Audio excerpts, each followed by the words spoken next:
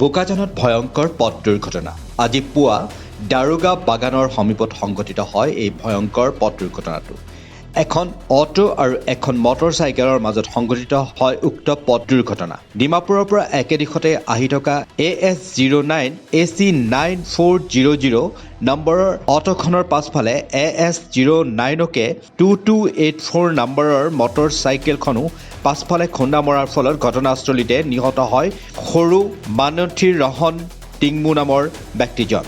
আৰক্ষীয়ে বাহন দুইখন নিজৰ জিম্মাত লোৱাৰ লগতে মৃতদেহটো মৰণোত্তৰৰ বাবে প্ৰেৰণ কৰে